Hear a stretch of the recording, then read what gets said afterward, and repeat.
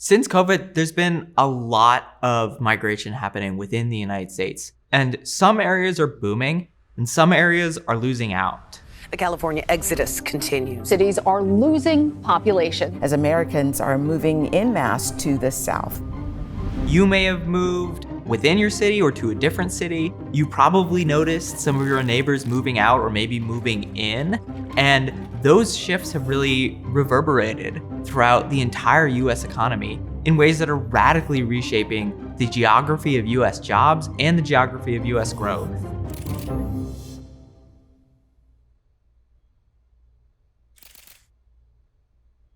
So first we're going to talk about where, then we're going to talk about when. Why? Yeah. So first we're going to talk about where, then we're going to talk about why. Some of the biggest beneficiaries of the post-pandemic economy have been states in the American South. And the two biggest examples of that are Texas and Florida. Florida actually has the fastest GDP growth of any state in the union since the start of COVID, more than a 20% increase. Texas is not far behind. They've had a GDP increase of more than 14% since the start of COVID. Both those states have seen jobs increase by 9% overall. On their own, those states are the size of mid-sized European economies, and they're growing as fast as rapidly industrializing nations. For example, Texas' economy grew 5.6% through 2023. That's faster than even China, which only grew at 5.2% by comparison. That's a lot for states as big as Florida and Texas. States in the Rocky Mountains have also seen really rapid growth. That includes places like Idaho, Utah, Arizona, Colorado, which have seen extremely fast GDP growth and rapid job gains as remote work enables people to move to those states. On the Pacific Coast, California has had very fast GDP growth, faster than the nation as a whole. Even though the tech boom throughout the pandemic has really helped the state, it's lagged behind in terms of job growth.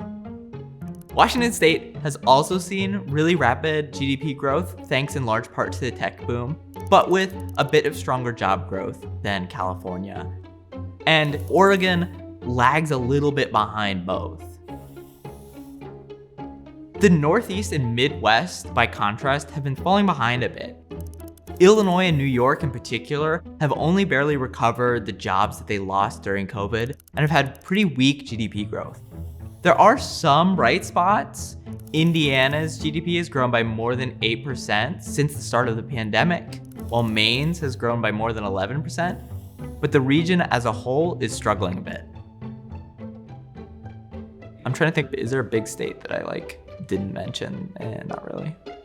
Ohio people will be mad at me, but that's fine. So what's driving these shifts in economic geography? The big obvious one is remote work. Some of the biggest losers have been dense, urbanized, unaffordable areas, and some of the biggest winners have been less dense, suburban, more affordable areas. People, when given the flexibility to telework, pick places that are more spacious suburban states than they did before the pandemic. That includes places like Utah and Arizona, but also places like Maine. But keep in mind, affordability isn't set in a vacuum. Another big shift caused by the pandemic was migration to states that allow more housing construction than others. Housing construction is a big part of the reason why states like Florida and Texas are booming, and states like New York and California are struggling. Florida and Texas build tens of thousands more units a year than either New York or California. They're some of the fastest builders, even on a per capita basis, in the nation. Another important part of this is the dissolution, or at least the weakening, of a lot of economic clusters that dominated pre-pandemic America. For example, before the pandemic, about 19% of all tech jobs were located in California. And as soon as the pandemic hit, the share started dropping, and it started dropping really rapidly. And for some specific industries like software publishing, it's near some of the lowest levels on record. Other industries are also spreading out from their historical hubs. Think finance from New York or movies from Los Angeles. But let's zoom in on tech in California and in the Bay Area in particular.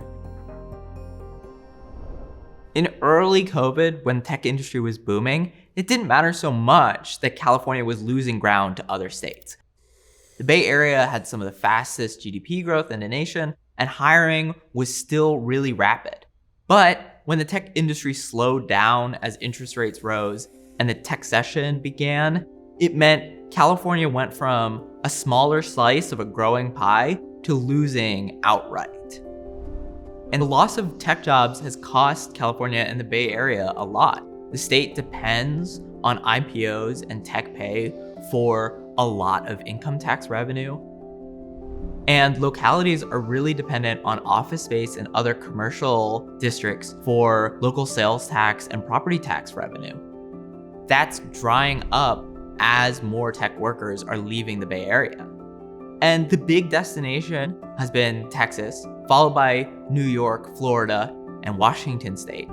All states that have tech hubs of their own, like Austin, like Seattle, like New York, but have had more affordable housing and build more than San Francisco itself.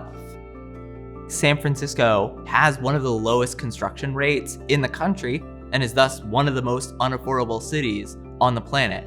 But despite losing ground to other states, California still has a really big advantage at the very top end of the tech industry. The best jobs, the best companies are still in Silicon Valley. California's problem isn't that it's economically unsuccessful, it's that it fails to include everyone in its economic success. The state's become so unaffordable that people have to leave for more accessible, less expensive locations. States like California and New York are going to have to reform a lot of their policies around housing construction and transportation if they want to compete in this new economy. And if they don't, the outmigration to states like Texas and Florida is only going to continue. Do you want to talk about any other states? You can't say anything about states without somebody getting mad at you and you're like, what about my home state? So you gotta accept that that's gonna happen. Want to dive deeper? Become a Big Think member and join our members-only community, watch videos early, and unlock full interviews.